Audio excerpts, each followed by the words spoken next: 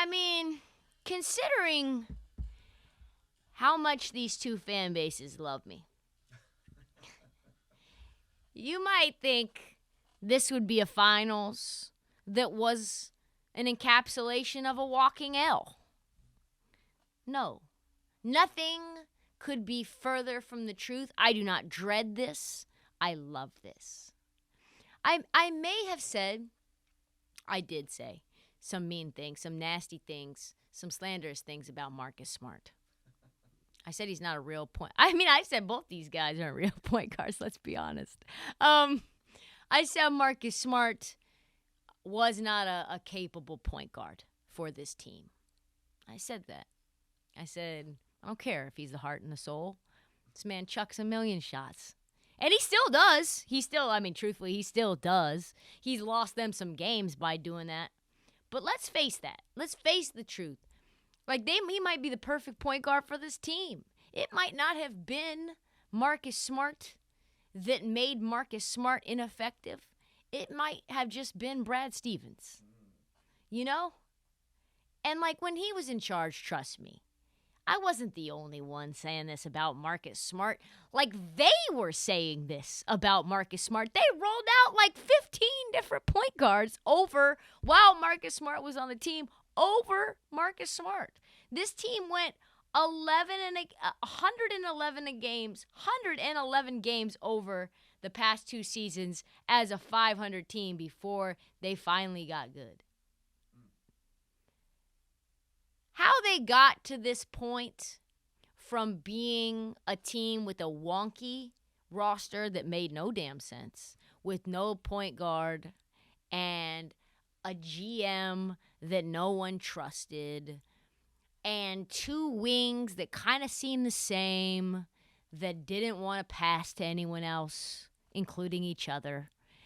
To this is pretty astounding given that the roster construction's largely the same. So let's break it down. Celtics initially turned the corner on defense on November 3rd of this year after Marcus Smart went on a rampage in the media and said, these men don't pass the ball. This man, Jaylen Brown, don't pass nobody the ball. And everyone's like, oh, Marcus Smart shouldn't have said that. Oh, no. There's First Take. Chris, Haynes is doing reporting on it. You have Undisputed. It was on every show. Should Marcus Smart have aired out his team's dirty laundry in the media, or should he have handled that internally? It worked, didn't it? It caused some friction, but they really refocused again after the first Knicks loss on January 6th. Since that date, January 6th, the Celtics are number 1 in net rating, number 1 in defensive rating, and number 8 in offensive rating. In 2020 to 2021, the season was a mess, as we know. They finished the year, if you're not remembering, because it's hard, right, when teams are doing well, to remember that, because I went on Reddit today. Yeah, from a year ago. It's just if I could turn back time. So I did. I was what were they saying? What were the hardcore fans saying a year ago? What were they saying 5 months ago? It's not good in the streets. There's blood in the streets there during that time period. They went 36-36.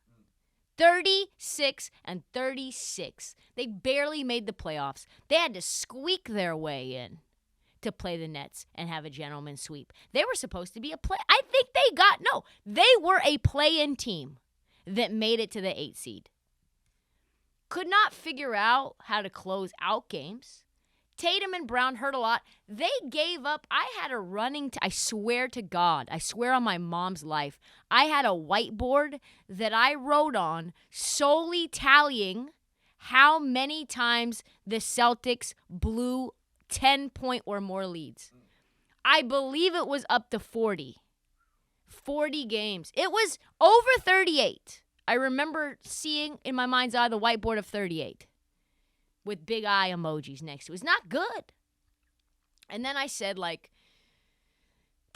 what do you do? Got to move them. Got to move Jaylen Brown. Got to move Jason Tatum. One of them. Jalen is probably a lesser version. Get rid of him. Get rid of Danny, which they did. Get rid of Brad Stevens, which they did. Get rid of Fournier, which they did. Get rid of Kemba, which they did. A lot of the things that I had in store, they did. Thank God. I said they needed a P.J. Tucker, and I couldn't have been more right. They went out and got Al Horford, leader of the team when they went to the Eastern Conference Finals the last time around. Al Horford is beloved in Boston, and they got him for a song.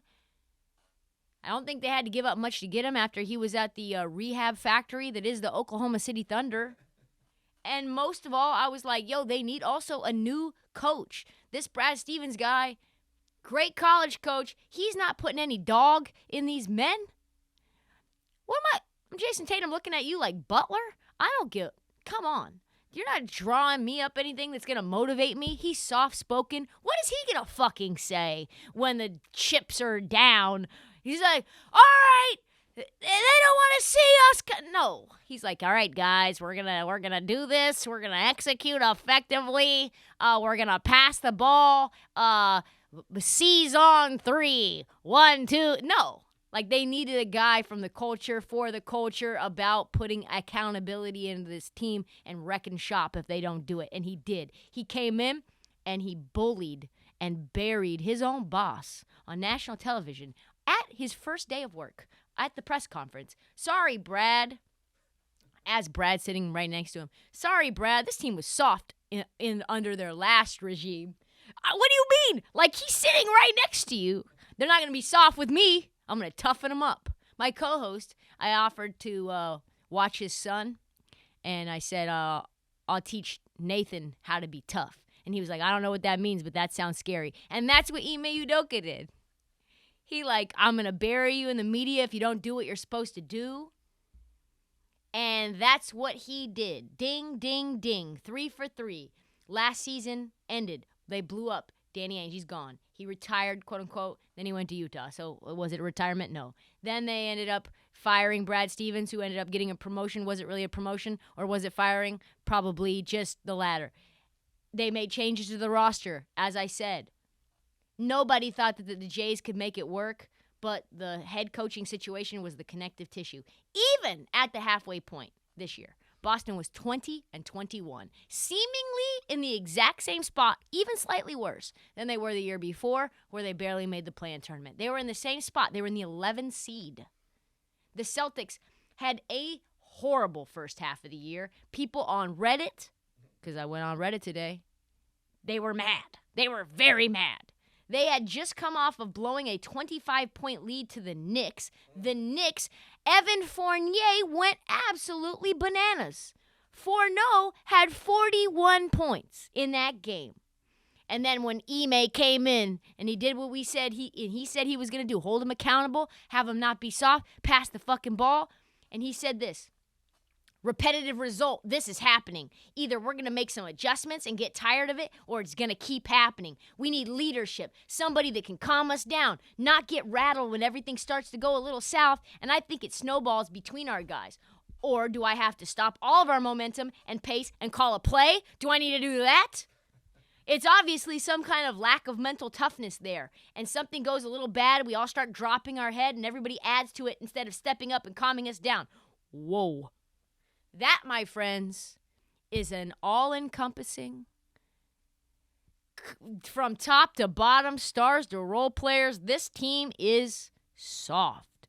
This team isn't getting it done. Either they're going to wake up and say, we're not going to take it, or they're going to keep getting their ass beat. I don't know. It's not up to me.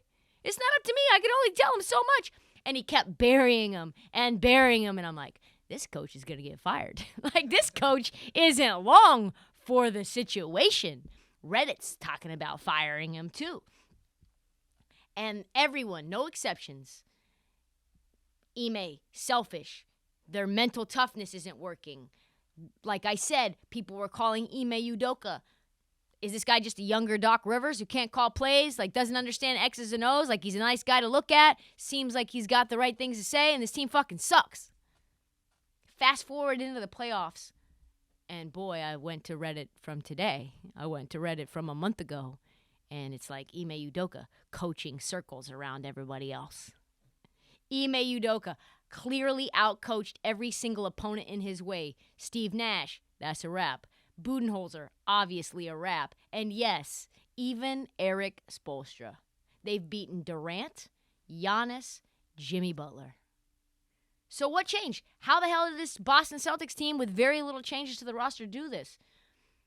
I think the interesting thing about the Celtics and the Warriors is they just didn't really change the core. They found role players that slotted into the identity that they needed and got rid of the dead weight. Guys that didn't fit into the identity with playing defense, guys that couldn't play the identity of shooting threes, open ones at that. Evan Fournier, gone. Kevin Walker, gone. Tristan Thompson, gone. Do you think those guys can play defense 1 through 5? Switch on defense? Hell no. You think they can hit an open... You think Tristan Thompson can hit an open 3? Stop. They brought in Al Horford, Josh Richardson, who they promptly got rid of because he couldn't play 3 and D. Cantor, who they promptly got rid of. Schroeder, then they promptly got rid of him as well. Bringing in Derek White, especially the fact that Derek White fit in as that San Antonio system. Guys that would be the weak link when switching on defense or guys that were a weak link on offense had to go, and they had to strengthen the role players. The core of this roster, Smart, Tatum, Brown, Williams, unchanged. Here's how they resurrected the season in the last 41 games.